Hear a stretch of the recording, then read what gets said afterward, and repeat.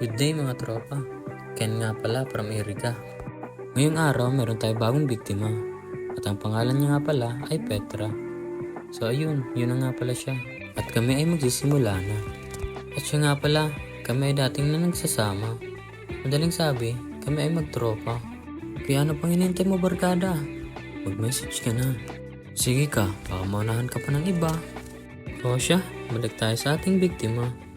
Ako nga pala ay nag-aahit na para madikit na natin tong stencil na maganda. O diba? Isang din lang tapos tuklapin na. At syempre hindi ko na to papatagalin pa. Tara, saktan na natin siya. Pero teka, pakita muna natin ang bida. Aba, bakit ganyan ang kamay ko? Nanginginig pa. Nakakahiya siguro kung meron tayo pang bisita. Pero nabitin si Petra. Kaya humirit pa siya ng isa. Kaya ayun na nga, ginuhitan ko na ulit siya. Pero sa hindi inaasang pagkakataon, meron nga tayong bisita.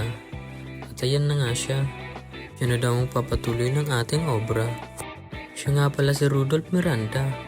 Magaling na magtattoo, magaling pa magplangketa. Nakita nyo, di ba? Siyempre, wag na natin patagalin pa. Pakita na ang resulta.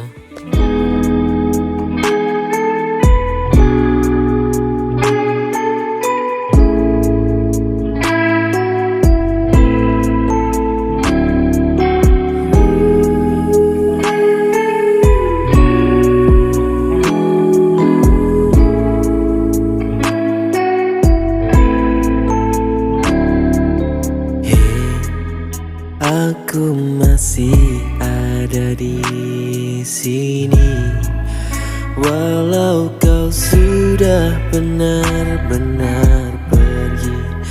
Kau tetap menjadi